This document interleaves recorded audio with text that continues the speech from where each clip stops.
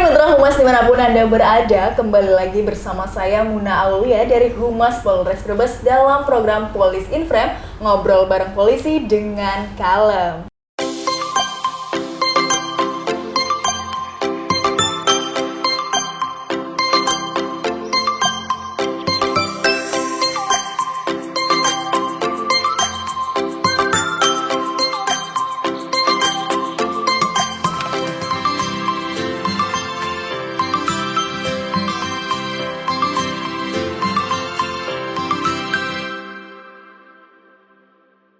Humas, kali ini kita kedatangan seseorang yang sangat-sangat menginspirasi kita semua dan sosok inspiratif ya. Yang mana di sini kita sudah bersama dengan Bapak Joko. Selamat siang Bapak Joko. Yang mana beliau ini adalah sosok yang sangat inspiratif, ditemani juga dengan rekan yang Selamat siang Bapak dan Mbak ya. Selamat datang di Polis in Frame. Mungkin untuk perkenalan nih kepada mitra humas di sini biar pada kenal siapa sih Pak Joko itu dan lain-lainnya, boleh langsung diperkenalkan Bapak, silahkan. Mungkin bisa juga dilepas maskernya karena kita sudah divaksin, 2 kali vaksin dan juga kita sudah dicek kesehatan terlebih dahulu sebelum melakukan podcast ini. Baiklah, mungkin boleh langsung saja perkenalan kepada Sobat Humas. Oh iya. Perkenalkan, nama saya Aibtu Joko Sulistiono. Saya saat sekarang ini dinas di Polsek Tonjong sebagai Kanit Bimas di Polsek Tonjong. Oke, baik. Ya, kemudian saya pindah di Tonjong sejak tahun 2009. Oh, 2009. Ya, Ya, baik. saat itu kemudian saya diangkat Kanit baru sekitar 2015-an. Saat itu sebagai Kanit saya sering patroli atau sambang ke desa. Kita sering menjumpai saat sambang itu anak-anak sekolah di jam sekolah itu sering kelayaban lah kayak gitu, bahasa Jawane kelayaban kayak gitu ya. Siap, Terus kemudian ada yang rokok, kemudian ada yang nggak semestinya dilakukan kayak semacam kayak ini Mbak, pacaran dan sebagainya itu. Kemudian karena saya sebagai Kanit Bimas, kemudian saya coba untuk melakukan sebuah terobosan. Kita kemudian menghubungi dari kepala sekolah-sekolah, terutama para kepala sekolahnya, dimulai dari SMA dan SMP. Saya banyak genduk-genduk rasa, kita koordinasi untuk bisa menciptakan bagaimana sih bisa nggak ini kita kira-kira kepolisian bisa bermitra bersama dengan guru. Oh, baik. Ya. Dan alhamdulillah direspon baik, dan waktu itu kemudian saya melaporkan ke Pak Kapolsek yang waktu itu adalah Pak Kapolseknya Pak AKP Safari. Kemudian direspon juga, ya udah silakan dibentuk. Kemudian pada tanggal 29 Agustus 2018 itu kita adakan rapat dan akhirnya dicetuskan di situ namanya waktu itu bukan SKPP tapi Satuan Tugas Polisi dan Guru. Ya, awalnya. Kemudian kita setelah rapat pertama, kemudian rapat kedua kita tentukan, akhirnya menjadi dirubah karena pendidikan ini kan pendidikan bukan cuma formal, non formal juga. Artinya nggak cuma di sekolahan, di luar pun juga perlu kita berikan edukasi atau pendidikan itu. Kemudian berkembang namanya menjadi Satuan Tugas Kemitraan Peduli Pendidikan. Itu seperti itu. Dan menjadi seperti sekarang ini ya Pak. Iya. Luar biasa sekali ini Bapak Joko Sulistianto. Di sini juga ditemani oleh rekannya. Di sini mungkin boleh diperkenalkan juga Bapak, silakan kepada Sobat Humas. Ya, kami di jajaran Dewan Guru dan Kepala Sekolah yang ada di lingkungan SD, SMP, SMA, IMTS sampai SLTA. Kami kebetulan waktu itu boleh dikata gayung bersambut antara pihak kepolisian dengan pihak dari unsur pendidik. Dan dengan terbentuknya SKPP sekaligus secara formal juga sudah berbadan hukum di satu sisi, di sisi lain juga hanya kita eksis mendampingi rekan-rekan polisi khususnya yang terkait dengan bimbingan masyarakat kaitannya dengan keamanan dan ketertiban. Iya. Kami kemudian selaku kepala di sebuah MTS, kepala MTS. Perkenalkan, nama saya Thoib SPD, dan bergabung serta sekaligus juga sebagai pengurus SKPP. Dan alhamdulillah kami banyak pengalaman menimba dari bagaimana pembinaan keamanan dan ketertiban, termasuk juga mengaplikasikan antara pendidikan yang formal dan informal. Dan sementara kadang yang namanya anak-anak, mereka cenderung pada jam-jam tertentu meninggalkan pelajaran. Akhirnya kami terbantu juga oleh kinerja dari pihak kepolisian yang bermitra dengan unsur pendidikan. Baik, luar biasa sekali. Tadi kita sudah banyak yang mendengarkan mengenai SKPP gini ya, dari Pak Joko sendiri ataupun dari Bapak Thoib gitu ya. Mungkin boleh nih dijelaskan, karena mungkin banyak juga yang belum mengetahui mengenai SKPP. Apa sih Pak SKPP itu, ngapain aja dan bagaimana gitu? Silakan Bapak.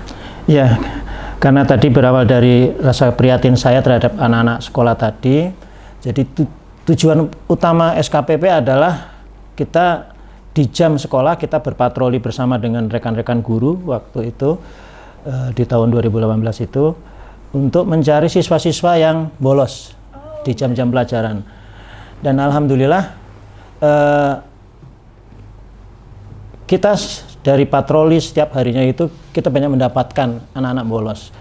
Kemudian daripada SOP-nya, SOP kita, cara bekerja kita itu, jika kita mengamankan anak bolos itu nanti akan dibawa ke Polsek, karena Polsek sebagai sementara, karena kita belum punya tempat sekretariatnya di Polsek, di ruangan Bimas, di unit Bimas itu. Jadi kita panggil orang tuanya, kemudian kita panggil juga guru dari anak yang bolos ini. Kenapa kok kita panggil orang tuanya? Karena saya juga pengen tahu kenapa yang menjadi alasan anak ini bolos. Apakah ada permasalahan keluarga? Ya, kita cari permasalahannya, kemudian kita berikan solusinya kayak gitu.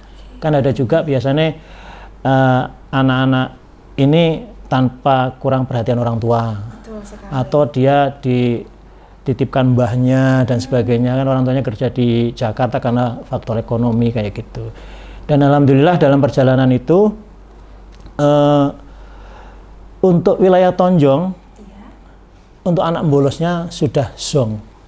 Alhamdulillah waktu itu. Ya. Nah, dari permasalahan yang tadi itu kita juga menggali, ternyata dari anak-anak bolos ini ada ancaman dari luar. Ya, seperti yang banyak terkenal itu katanya anak pang. Sebenarnya bukan anak pang, itu sebagai anak jalanan. Iya, anak jalanan, bukan pang ya, itu anak jalanan. Karena anak jalanan juga itu mengancam anak-anak sekolah sekarang untuk bisa bergabung bersama. Betul sekali. Ya, karena di sana kan ternyata setelah kita pelajari ada sebuah kebebasan seks di sana, ya, yang nggak bisa didapat di keluarganya. Kemudian di samping itu kita juga akhirnya melangkah ke arah mengamankan anak-anak pang, karena banyak sekali orang tua yang lapor ke kita anaknya ikut gabung pang dan sebagainya atau tidak pulang. Ya, itu alhamdulillah ada yang berapa hari nggak pulang, ada yang sampai seminggu, ada yang sebulan. Iya, jadi anak-anak jalanan yang kita amankan ini nggak hanya di wilayah Tonjong, ternyata setelah kita berpatroli itu mulai dari Aceh ada, Medan ada, Jakarta, Jawa Barat, hingga sampai ke NTT itu. Ya, ada semua. Ya, kemudian dari anak-anak pang itu juga yang kita amankan sama, cara kerja kita sama kayak anak bolos tadi, meskipun dia rumahnya jauh, yang ada yang di Demak misalkan kayak gitu, juga orang tuanya wajib untuk datang. Dan alhamdulillah ternyata program ini banyak disambut para orang tua kayak gitu. Ternyata memang anak yang kita amankan yang gabung ke anak jalanan ini banyak dicari orang tuanya. Iya, itu. Dan alhamdulillah ya. Malah dan kita nggak cuma ini Mbak, nggak cuma hanya ini, anak yang kita amankan itu akan diberikan pembinaan, pendidikan. Pokoknya sampai nunggu orang tua datang, ya kita kasih pembinaan dan segala macamnya, karena kita juga pengen tahu kenapa kok anak ini sampai gabung pang dan sebagainya. Ternyata banyak masalah, terutama kurang perhatian dari orang tua. Kurang perhatiannya itu Iya, datangnya dari faktor ekonomi, ya, terus broken dan sebagainya, kayak gitu. Itu banyak sekali. Sehingga pada tanggal 2 Februari 2019 saat Pak Kapolres Pak Aris Supriyono kemudian meluncurkan SKPP dan waktu itu memang setiap polsek waktu itu diwajibkan untuk membuat SKPP waktu itu, dan tapi ya yang jalan cuma tonjong gitu ya. Itu sekali karena semangat Pak Joko dan juga timnya ini yang sangat luar biasa sekali. Baik, tadi berbicara juga mengenai anak jalanan dan juga untuk meminimalisir kenakalan remaja seperti itu ya. Berarti kalau misalnya saya nih atau teman-teman saya misalnya ketemu sama anak jalanan yang meresahkan dan lain-lain, berarti saya bisa melapor ke Bapak seperti itu ya untuk ditindaklanjuti. Bisa. Oke, baik, luar biasa sekali. Nah, ngomong-ngomong nih Pak, apakah anggota SKPP ini hanya berbatas anggota Polri saja dan atau guru saja seperti itu yang tadi sudah disebutkan, atau boleh dari orang luar gitu yang memang ingin menjadi relawan di SKPP ini?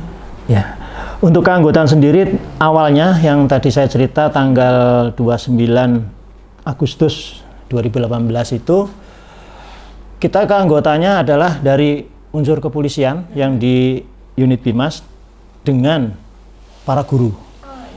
Dengan berkembangnya waktu, kemudian karena ini sifatnya adalah Satgas Kemitraan Peduli Pendidikan, kemudian kita juga akhirnya merangkul para orang-orang atau tokoh masyarakat itu, tokoh apa saja yang peduli terhadap pendidikan, karena kan menjadi peduli itu ternyata nggak mudah. Betul sekali, sekali. Peduli tidak mudah ya pemirsa. Iya.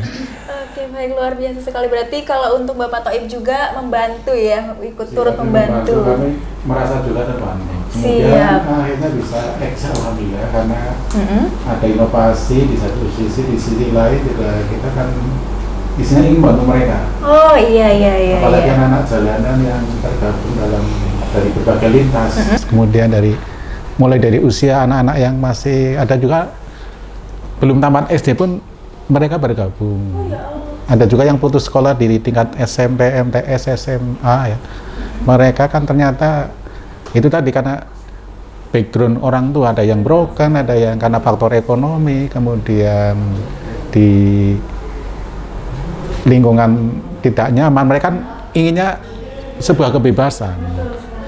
Tapi padahal mereka juga sebenarnya punya potensi, asal kita bina, kita arahkan. Dan mungkin dia di sana juga ada semacam senioritas, junioritas. Akhirnya kan mereka ingin mencari anggota. Itu yang kadang jadi masalah juga di lapangan. Tapi kalau kita adakan pendekatan secara humanis, kemudian dengan edukasi, dengan mengembangkan bakat, apa sih bakat mereka, itu insya Allah bisa kembali. Itu. Sehingga dari beberapa kasus yang ada, mereka yang menyadari tentang kesalahan, kekeliruannya bisa kembali ke yang diharapkan oleh keluarga maupun orang tua dan masyarakat. Baik sekali ini ya. Nah, berbicara tentang SKPP ini yang tadi sudah disebutkan ya, yang intinya adalah ingin meminimalisir kenakalan remaja yang ada. Apakah hanya berbatas di situ saja ataukah juga menggali potensi-potensi remaja juga yang jumlahnya ini juga nggak kalah banyak dengan kenakalannya gitu Pak? Iya, jadi Mbak dari tentang tadi kita berpatroli atau sambang itu ternyata kita juga bisa narik kesimpulan dalam memberikan edukasi ini ternyata nggak cuma kepada anak tapi kepada orang tua juga.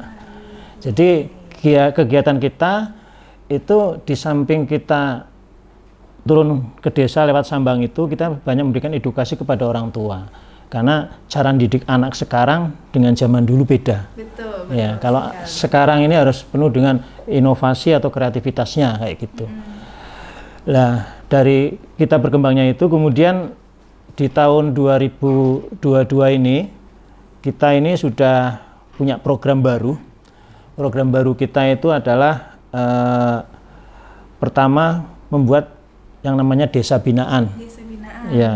Desa binaan ini kita mulai dari membuat sekolah kehidupan, kemudian memberikan motivasi kepada ibu-ibu, juga memberikan edukasi itu kemudian selain sekolah kehidupan ini, kemudian ada inovasi yang baru ini, kita ke arah membuat namanya SKPP Cafe Keliling Edukasi. Nah, nanti itu kita singkat menjadi S-Calling Education. Luar biasa sekali, S-Calling Education. Iya. Nah, itu kita dalam rangka mencari bakat anak-anak di wilayah desa.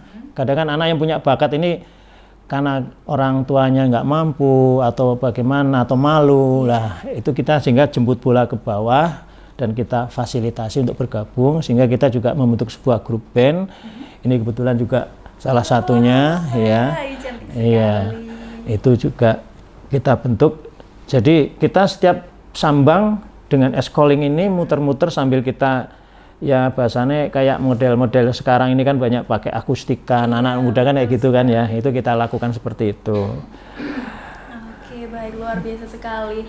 Halo Mbak, boleh kenalan dulu ya, kita tadi belum kenalan loh, barangkali Mitra Humas ini juga pengen kenal, siapa namanya Mbak? Ya, sebelumnya perkenalkan, nama saya Endah. Endah, iya Iya. Mbak Endah. Saya dari Kutayu, dari daerahnya Pak Joko juga. Kebetulan saya ketemu Pak Joko itu pas tanggal 1 Januari. Oh, 1 Januari. Iya, pas malam tahun baru. Itu kebetulan saya lagi isi acara di sebuah kafe. Terus ada SKPP patroli. Terus udah gitu ketemu Pak Joko, sampai akhirnya Pak Joko yang nyuruh saya untuk gabung ke SKPP gitu.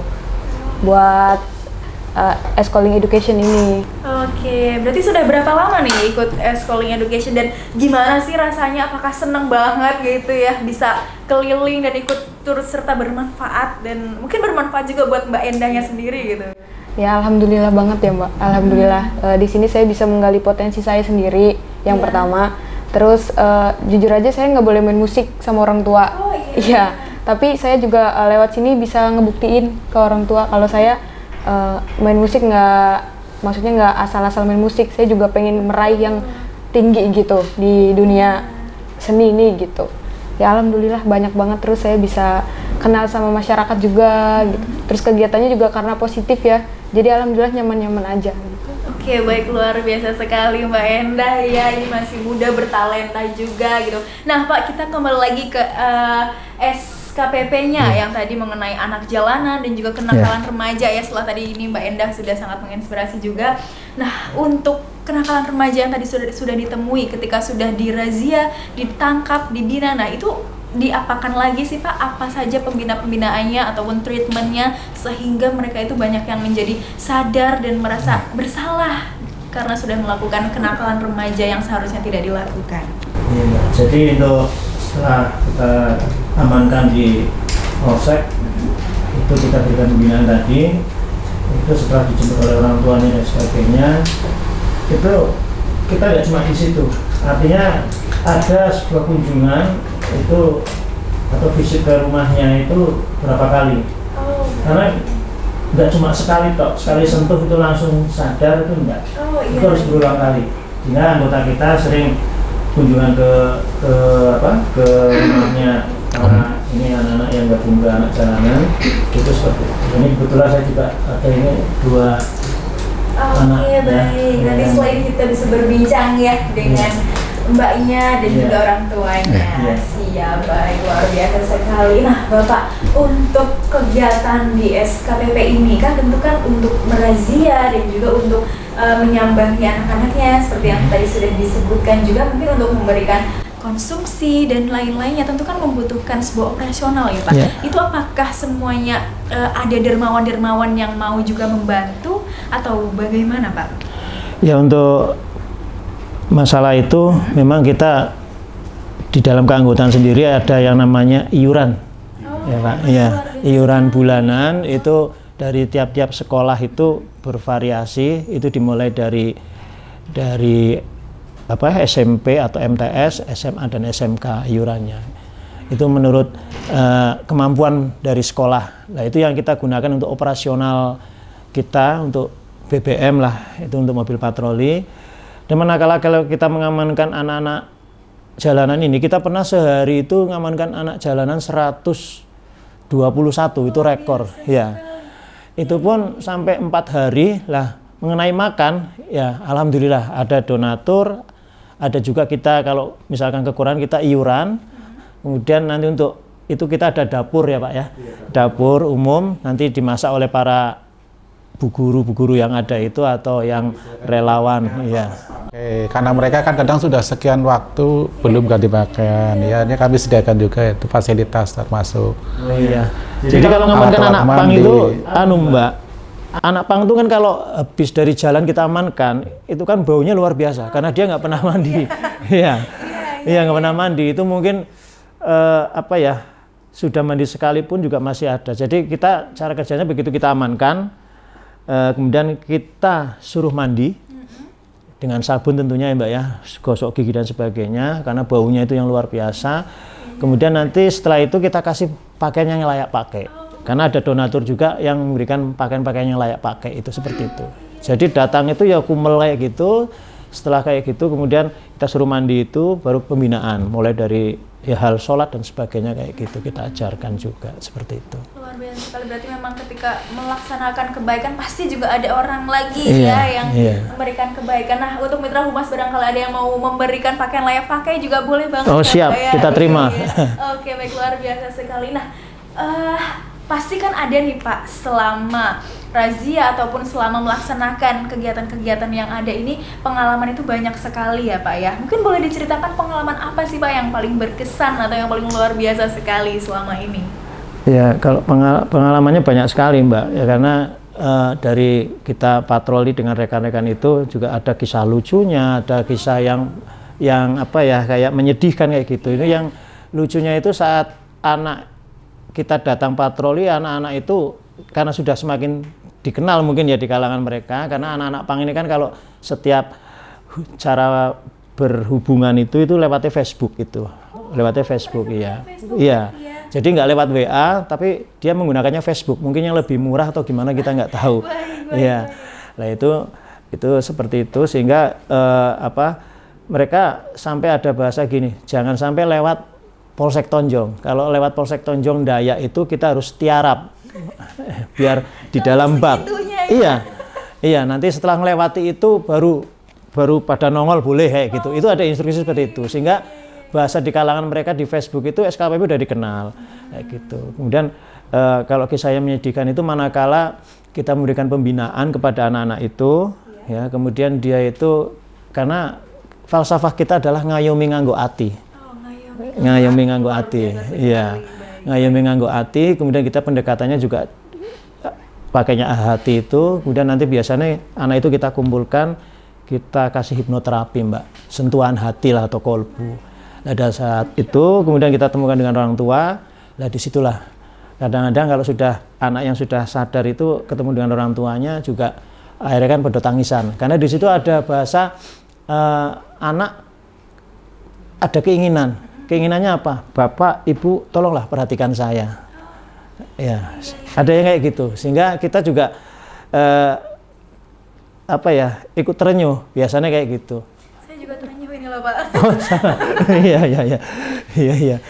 Itu seperti itu. Baik, luar biasa. Mungkin kita bisa langsung ngobrol mungkin ya Pak. Monggo. Anak-anak binaan ya. Siap. Yang sudah mulai itu. Baik, mungkin kita langsung saja persilahkan kepada Ibu dan juga Mbaknya untuk bisa segera menempati. Baik Mitra Humas, kali ini kita sudah bersama dengan salah satu anak binaan di SKPP dan juga orang tua walinya di sini ya. Selamat siang Ibu dan Mbaknya. Betul Pak Joko, ini salah satu anak binaannya yang pernah dibina dari Pak Joko? Iya, betul. Iya. Betul. Bagaimana itu prosesnya Pak bisa membina dan juga bagaimana perasaannya akhirnya sekarang sudah bisa berdampingan dengan Bapak di sini, dan mungkin beliau ini, Mbaknya ini juga akan segera menginspirasi sama dengan Pak Joko yang sudah menginspirasi orang banyak. Iya, jadi dari Mbak N ini yang dulu pernah ikutan di jalan, ya yang kita amankan lewat pembinanya tadi saya ceritakan Mbak, ya alhamdulillah ini waktu itu dimulai dari Mbak N ini waktu masih sekolah di tingkat MTS kayak gitu, sehingga sekarang ini sudah SMA ya, di SMK. Baik, itu seperti SMK. Itu iya. Oke, mungkin boleh diperkenalkan perkenalkan terlebih dahulu seperti beliau ini Mbak siapa dan juga dari wilayah mana? Apakah dari luar Oh, iya. Brebes ataupun masih iya. dari dalam Brebes? Iya. Gitu, Pak. Ini Mbak N, ini kebetulan orang tuanya kan lagi kerja, yang ibunya kalau bapaknya udah meninggal. Ini masih di wilayah kita, di wilayah Tonjong. Ya, sekolah juga masih di wilayah Tonjong. Itu. Oke, baik. Mungkin saya boleh berbincang langsung ya Silakan, dengan Ibu ya. walinya. Ibu selamat siang. Mungkin saya boleh bertanya-tanya ya mengenai salah satu mantan binaan di SKPP ini, dan saya ingin bertanya terlebih dahulu nih kepada Ibu selaku walinya. Ibu, bagaimana sih awal mulanya Mbak ini bisa ikut-ikutan seperti itu ya bahasanya kalau anak sekarang ya, atau bisa pergi dari rumah akhirnya membeli seperti itu, Ibu? Ya mungkin gini Mbak, dia kan faktor ekonomi, bisa juga kan, atau dia kurang perhatian dari orang tua. Jadi kan jalan satu-satunya dia kan ikut-ikutan. Lah begitu pula kita udah bersyukur ada SKPP, terutama Pak Joko itu udah ngasih bimbingan, udah ngasih arahan gitu. Jadi kita udah bersyukur, alhamdulillah sekarang dia udah jadi sekarang ini udah sadar lah istilahnya. Udah 90%, kemungkinan masih selanjutnya kan masih ada. Itu udah bersyukur banget Mbak, udah berubah dia itu. Iya, luar biasa berarti. Ya sebagai kita orang tua kan kita menang lah, seneng gitu. Betul sekali. Apalagi sekarang dia udah jadi ketua OSIS. Jadi kan perubahannya udah ini banget. Oh iya. 90 lah, 90%. Berarti kemajuan yang sangat luar Masih, biasa. iya, Ya, masih, Ibu bahagia iya. sekali Iya, ya. sangat berarti bahagia. Ya. Oke, baik, luar biasa sekali ya Ibu ya. Kalau dia nggak, kita udah resah kemana dia itu. Oke, berarti memang dari faktor internal Iya, keluarga. dia kan lagi bapaknya kan udah nggak ada, kemungkinan perhatiannya kan kurang dari orang tua.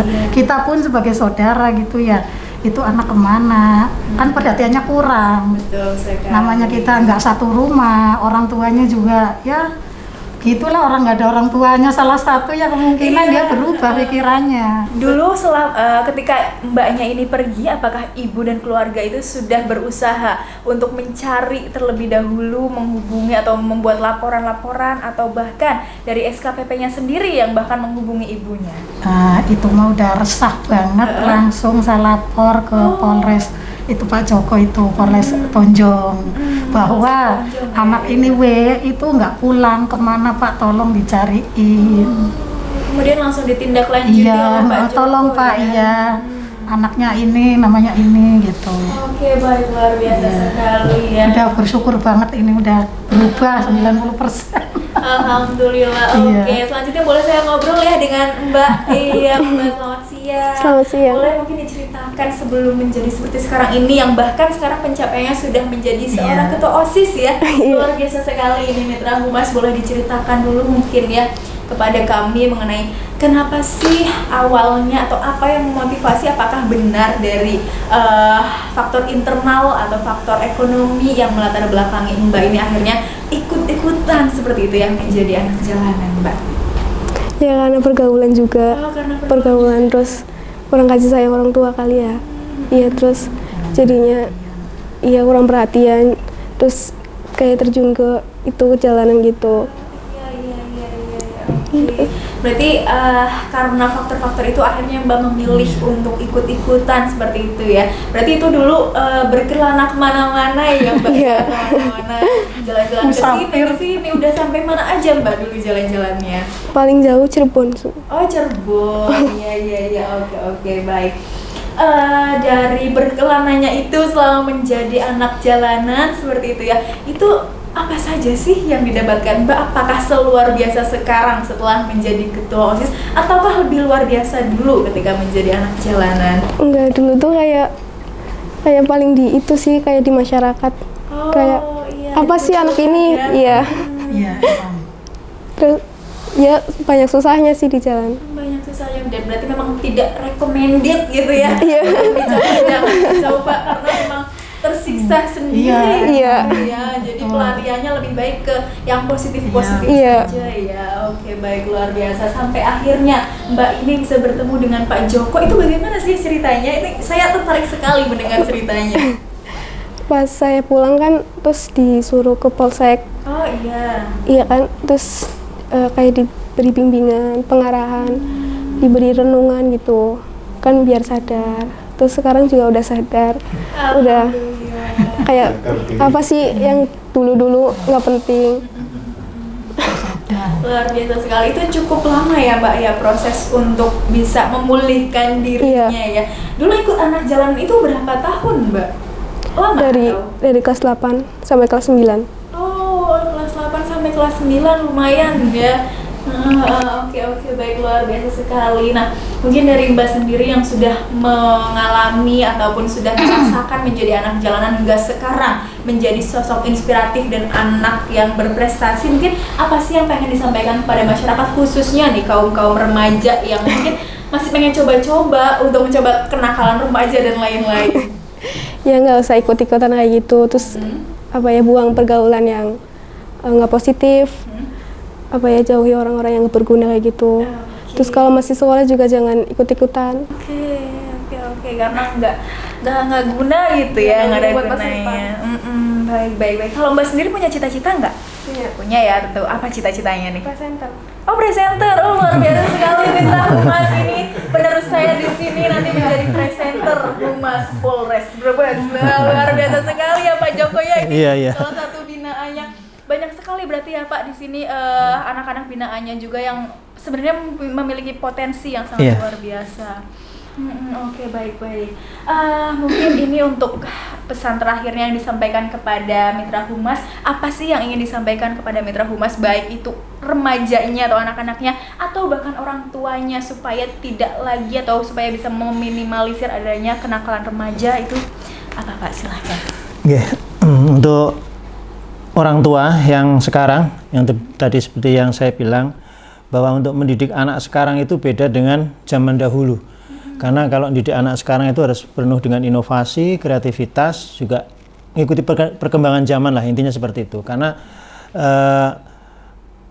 anak yang sekarang itu butuh perhatian, ya, bukan masalah apa kaya dan enggaknya, tapi perhatian itu yang kadang-kadang yang sering dilupakan oleh orang tua. Karena jarang sekali sekarang kita nemukan di desa itu atau di wilayah itu, orang tua saat anaknya pulang sekolah disapa atau ditanya tentang tadi gimana sekolahnya, itu jarang. Kemudian saat anak pun belajar jarang juga mendampingi, karena rata-rata orang tua sekarang mungkin dengan perkembangan zaman HP itu nomor satu HP, sehingga anak belajar juga nggak didampingi itu. Kemudian saat anak usia remaja ini yang kadang-kadang untuk orang tua juga perlu diwaspadai, terutama yang perempuan, karena kita kan nggak bisa melihat standarisasi anak ini seperti itu. Kemudian kepada anak remaja ya, sekarang jika punya prestasi atau punya kemampuan, lebih baik ditingkatkan atau ngomong sama gurunya, nanti bisa kalau misalkan malu ya nanti dengan SKPP juga bisa, karena kita juga dalam rangka itu membina anak-anak kayak gitu Mbak. Karena saya juga merasa kasihan anak-anak sekarang itu merasa yang nggak punya ya Mbak ya. Ini yang kadang-kadang saya tuh sampai sekarang kadang-kadang pengen nangisnya itu, dia punya kemampuan, punya bakat tapi nggak bisa. Nah ini makanya bersyukurlah terhadap anak yang orang tuanya mampu, ya, bisa punya segalanya, tapi tolong pergaulannya juga dijagalah. Kepada anak-anak yang nggak mampu pun juga tetap, karena hidup ini kan tidak bisa memilih. Betul sekali. Iya kan? Betul sekali. Iya. Syukuri yang ada. Kalau kita lahir dari orang tua nggak punya pun harus kita juga bersyukur. Insya Allah itu jadi orang lah. Terutama kita bisa membantu orang tua kayak gitu. Oke, baik. Luar biasa sekali Mitra Humas dimanapun Anda berada ya. Maka jadilah pelopor dan pelopor untuk bisa bersama meminimalisir kenakalan remaja dan juga untuk menyelamatkan generasi-generasi remaja yang sangat-sangat luar biasa. Oke, baiklah Mitra Humas, menarik sekali sharing kita pada siang hingga sore hari ini dengan Bapak Joko dan timnya serta binaannya yang sangat luar biasa ya. Jadi banyak sekali lah pelajaran yang dapat diambil untuk bisa sama-sama menyelamatkan generasi muda yang ada. Baik Mitra Humas, sekian podcast kali ini, sampai bertemu di episode selanjutnya. Dari Humas untuk mitranya, dari Brebes untuk Indonesia. Salam sehat, salam presisi. Saya Muna Aulia pamit undur diri.